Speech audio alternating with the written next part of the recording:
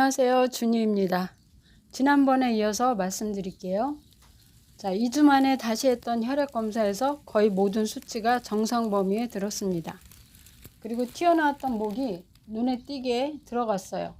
목소리도 다시 돌아왔습니다.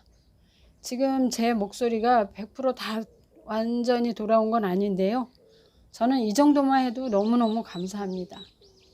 일단 염증 수치가 현저하게 낮아졌다는 거에 원장님도 나도 너무 놀란 거예요. 그곳에서 이제 건강한 음식을 먹고 또 건강한 약수를 먹고 또 이제 자연 재료로 만든 치료용 약 같은 식품이 있거든요. 그걸 먹어서 그렇겠지라고 생각하는 분도 계실 거예요. 물론 도움이 되죠. 그런데 거기서 처방해준 약이 상당히 고가예요. 철저히 자연에서 채취한 것들이니까 뭐 비쌀 수밖에 없겠죠. 근데 저는 그때 형편이 어려웠거든요. 선생님이 처방해준 약의 10%만 먹습니다. 거기 환자들은 거의 90% 이상은 사서 드시더라고요. 그런데 2주 만에 이렇게 좋아질 수 있는 건 그들은 하지 않은 감사행을 저는 하루 100번씩 했다는 거죠. 예, 그렇게 좋은 결과를 가지고 저는 퇴소를 합니다. 그리고 다시 치열한 삶의 현장으로 들어가죠. 자, 제가 계속 감사행을 했을까요? 제가 이 책의 한 부분을 읽어볼게요. 감사하는 마음을 가로막는 괴물들. 감사를 실천하기로 각오를 단단히 했는데 왜 자꾸 감사할 수 없는 이유를 들먹이게 될까?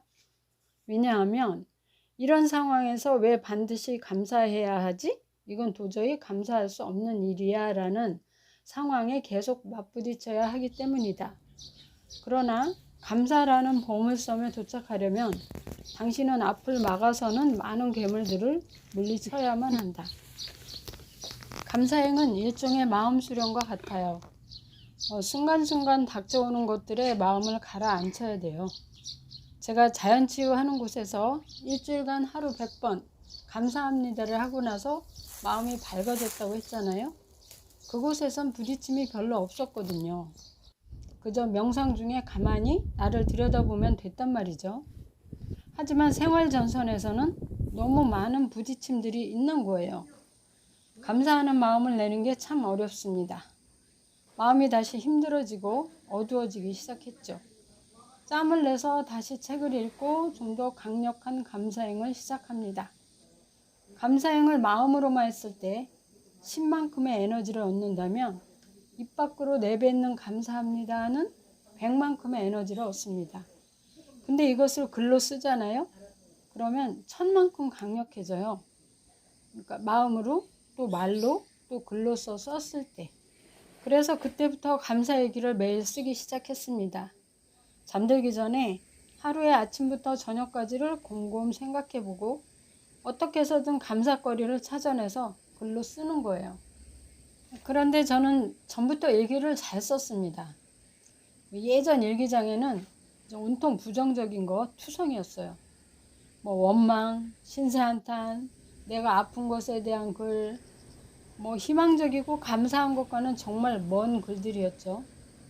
그러니 그것 또한 얼마나 강력한 에너지였겠어요. 그래서 저는 점점 어두운 쪽으로 흘러가서 기어이 암이라는 병까지 얻게 됐던 거예요. 아무튼 전 변화를 선택합니다.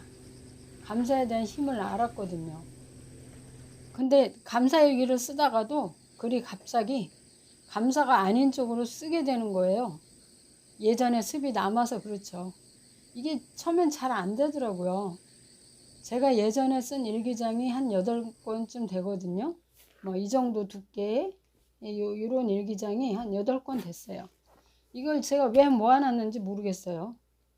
어느 날 이제 그 일기장을 아무거나 하나 이렇게 펼쳐서 보니까 정말 가슴이 아프더라고요. 이건 내가 쓴 거 아니다 라고 생각하고 객관적으로 한번 봤습니다.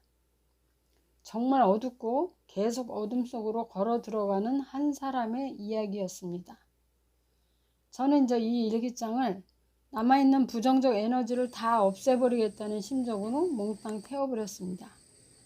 분명한 건 그 시절에 즐겁고 감사한 일들이 왜 없었겠어요. 분명 있었을 거라는 거죠. 근데 초점을 안 좋은 것만 맞추니까 계속 안 좋은 것들이 많아지는 거예요. 감사함을 계속하면 감사할 일이 자꾸 생긴다고 했죠. 그 반대도 마찬가지예요. 감사하지 않은 것도 계속 감사하지 않은 게 생겨요. 그때 저는 이런 생각이 들더라고요. 자, 한쪽은, 그러니까 왼쪽은 어둠이고 그 반대인 오른쪽이 빛이라고 봤을 때 나는 어둠과 빛의 경계선, 그러니까 회색의 공간에 있다고 생각했어요. 내가 감사를 행하면 나는 한 발짝 빛 쪽으로 향하고 그쪽은 갈수록 밝은 빛으로 들어가겠죠. 반대로 누군가를 원망하고 한숨 쉬고 나를 자책하기 시작하면 내 얼굴도 찡그려지고 나는 어두운 쪽으로 한 발짝 가는 겁니다. 그러니까 내가 선택을 해야 되는 거죠. 오늘 아무리 힘들고 개떡 같은 하루를 보냈어도 그건 잠시 생각을 미루고 감사함을 생각하고 감사합니다 하면서 감사 얘기를 쓰는 거예요. 그냥 감사함만 찾아보는 거예요. 일단은 벗어나야 되잖아요. 어둠에서. 그동안 나는 어둠에 발을 담그고 있었으니까 그렇게 조금씩 나에게 변화가 생기기 시작합니다. 이 변화라는 게 내 마음이 변하니까 내 주변이 또 변하더라고요. 감사함이 누적될수록 정말 놀라울 정도로 감사함이 밀려옵니다. 제가 어느 분과 정말 돌이킬 수 없을 정도로 아주 나쁜 관계였던 사람이 있는데요. 제가 이 감사행 또 다른 방법으로 극적인 화해를 하게 됩니다. 그 이야기를 다음번에 또 말씀드리도록 하겠습니다. 끝까지 들어주신 여러분 진심으로 감사드립니다. 감사합니다.